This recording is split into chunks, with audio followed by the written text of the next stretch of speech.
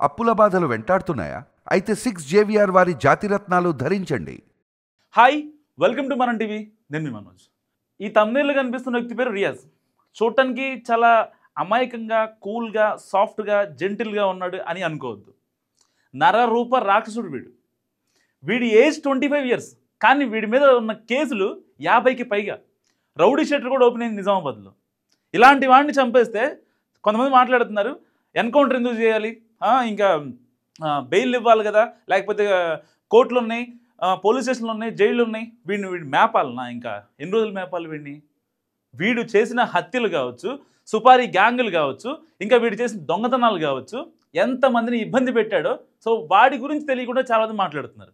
సరిగ్గా నిజామాబాద్ గవర్నమెంట్ హాస్పిటల్లో ఎన్కౌంటర్ జరగడానికి, రియాజ్ ఎన్కౌంటర్ జరగడానికి 10 నిమిషాల ముందు ఏం జరిగింది అనేది ఇప్పుడు నేను మీతో డిస్కస్ చేయబోతున్నా.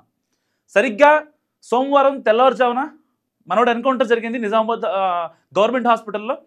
సరిగ్గా అదే టైంలో పక్కన ఒక ఏఆర్ కానిస్టేబుల్, ఇంకొక 2-3 కానిస్టేబుల్ ఉన్నారు. ఆ టైంలో మనోడు ఏం చేశాడు, నాకు వాష్రూమ్కి వెళ్ళాలి అని చెప్పాడు. సో వాష్రూమ్కి వెళ్ళాలంటే ఏ పోలీస్ అయినా, ఇంకెవరైనా, నిందితుడైనా, ఇంకోడైనా కాదన్నారు కాబట్టి ఆబ్వియస్లీ కాదు అని చెప్పలేక డైరెక్ట్గా సరే వెళ్ళు బాబు అని చెప్పి ఆ వాతావరణం కల్పించారు అక్కడ గవర్నమెంట్ హాస్పిటల్లో. సరిగ్గా అదే టైంలో మనోడు ఏఆర్ కానిస్టేబుల్ దగ్గర ఉన్న గన్ని లాక్కునే ప్రయత్నం చేశాడు. బేసిక్గా వీడి డిఎన్ఏనే నరరూప రాక్షసుడు కదా. సో ఆబ్వియస్లీ మనోడు లాక్కునే ప్రయత్నం చేశాడు. ఆయన్ని కూడా చంపడానికి ప్రయత్నించాడు. ఆత్మరక్షణ ఇక్కడ కనిపించేది ఒకటే, ఆత్మరక్షణ కోసం అక్కడ ఆయన గన్ తీసుకొని ఏఆర్ కానిస్టేబుల్ ఎవరైతే ఉన్నారో ఆయన రియాజ్ని కాల్చి చంపేశాడు, కేవలం ఆత్మరక్షణ కోసం. నిజంగా రియాజ్ మీద ఇవాళ ఒక సానుభూతి, ఒక మానవత్వం ఎందుకు చూపించలేదు అనే వాళ్ళకి ఒకే ఒక సమాధానం.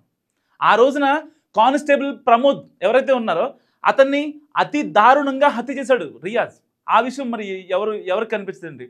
పోలీసు వాళ్ళు నిజంగా సరే అంటే ఇవాళ పోలీసుల సంస్మరణ దినం, వాళ్ళ త్యాగాలకి ప్రతిరూపం. సో వాళ్ళు చేసిన ఏవైతే గొప్ప గొప్ప పనులు ఉంటాయో వాళ్ళ కుటుంబాలను కూడా పక్కన పెట్టేసి వాళ్ళు సమాజ సేవ కోసం వాళ్ళు తిరిగే విధానం కావచ్చు, నేరస్తుల్ని పట్టుకోవడం కోసం వాళ్ళ గుండెలు నిద్రపోవడం కావచ్చు, ఇలాంటివి చాలా మనం చూస్తూ ఉంటాం మనం డైలీ రొటీన్లో. సో ఇలాంటి నేపథ్యంలో మనోడు వెయ్యని స్ట్రాటజీ లేదు, పోలీసులకి దొరకకుండా చిక్కకుండా చెయ్యని పని లేదు. సో ఫైనల్గా ఎప్పుడైతే ఆ కానిస్టేబుల్ ప్రమోద్ని హత్య చేసిన తర్వాత అతి దారుణంగా హత్య చేసి చెస్ట్లో పొడిచి, కత్తితో కచా పొడిచి పారిపోయాడు. అక్కడున్న ఎస్ఐని కూడా కొంచెం గాయపెట్టాడు. అక్కడ ఉన్న సామాన్యులు ఎవరైతే ఉంటారో వాళ్ళకు కూడా అప్పుడు అర్థమైంది, ఓకే ఇతనా రియాజు, ఇన్ని రోజులుగా నిజామాబాద్ని వణికిస్తున్న రియాజ్ అంటే ఇతనైనా అనేది జనాలకు అర్థమైంది. అప్పటిదాకా జస్ట్ కేసులు ఉన్నాయి, సో అండర్ గ్రౌండ్లో కొన్ని మాఫియాలు చేస్తున్నాడు, డబ్బులు సంపాదించుకుంటున్నాడు, అంతా బాగానే ఉంది. బేసిక్గా మనోడికి వాళ్ళ డాడీ లేకపోవడం చాలా మైనస్ అయింది. సో దానివల్ల ఏ పనులు చేయాలో ఏం చేయాలో తెలియక చెప్పేవాళ్ళు లేక, అడ్డు చెప్పేవాళ్ళు ఎవరో లేకపోవడం వల్ల చేసిన విచ్చలవిడితనం వల్లే ఇవాళ కానిస్టేబుల్ ప్రమోద్ అనంతలోకాలకు వెళ్ళిపోయాడు.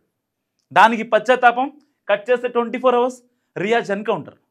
రియాజ్ని ఎందుకు ఎన్కౌంటర్ చేయాల్సి వచ్చింది? ఆయన చేసిందేమి సమాజ సేవ చేయలేదు, లేకపోతే బోర్డర్లో యుద్ధాలు చేయలే, మన సైనికులను కాపాడలేదు. ఒక విధి నిర్వహణలో ఉన్న ఒక కానిస్టేబుల్ని చంపేశాడు. వాళ్ళ పిల్లల పరిస్థితి ఏంటి రేపొద్దున? దానికి గవర్నమెంట్ ఉంది, కొంచెం 3 కోట్ల ఎక్స్గ్రేషియా ప్రకటించింది, అంతా బాగానే ఉంది. కానీ మనిషి లేకపోతే ఆ ఫ్యామిలీకి ఉన్న రేపొద్దున సమాజంలో వాళ్ళ పిల్లలు కానీ లేకపోతే వాళ్ళ పరిస్థితి ఏంటి? సో ఆ విషయం ఆలోచించకుండా ఎందుకు రియాజ్ని హత్య చేశారు, ఎన్కౌంటర్ చేశారని చెప్పి కొంతమంది ఎగేసుకొని పోలీసుల మీద మాట్లాడటం, లేకపోతే గవర్నమెంట్ బ్లేమ్ చేసేయడం. నిజంగా అంటే ఇంట్లో కూర్చొని 3 పూట్ల తిని గట్టిగా కొవ్వు పెంచే వాళ్ళు ఉంటారు కదా, వాళ్ళు మాట్లాడే మాటలు మాత్రమే రియాజ్ని ఎందుకు హత్య చేశారు అని. నిజంగా ఆయమన్నంగా ఉండేవాడు, కడుపుకు అన్నం తినేవాడైతే రియాజ్ని ఎందుకు హత్య చేశారు, లేకపోతే హత్య కరెక్ట్ కాదు, ఎన్కౌంటర్ కరెక్ట్ కాదని చెప్పి మాట్లాడరు. ఎన్కౌంటర్ కరెక్టే, చంపింది పోలీసు వాడిని, చంపాలి కదా. సో నిజామాబాద్ని గడిచిన 10 ఏళ్లుగా గజ వణికిస్తున్న రియాజ్ని హత్య చేయడంలో ఏమాత్రం సందేహం లేదు అండ్ తప్పు కూడా లేదు. ఎన్కౌంటర్ కేవలం ఆత్మరక్షణ కోసమే జరిగింది. దాదాపుగా ప్రమోద్ని ఎవరైతే కానిస్టేబుల్ ప్రమోద్ని చంపిన తర్వాత మనోడు ఒక నలుగురు ఐదుగురిపై దాడి చేసే ప్రయత్నం చేశాడు.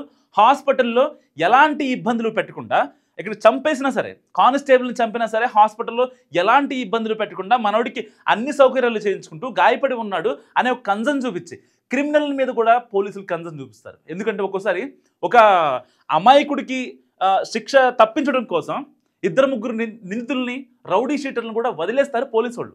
మన చట్టం అలా ఉంది. పోలీసు వాళ్ళకి కూడా ఆ మెకానిజం అది వాళ్ళ బ్రెయిన్లో ఇన్బిల్ట్ అయి ఉంటుంది.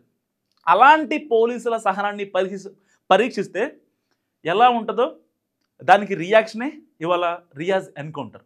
సో రియాజ్ ఎన్కౌంటర్ గురించి మీరేమనుకుంటున్నారో మస్ట్గా కామెంట్ చేయండి. చూస్తూనే ఉండండి మన టీవీ.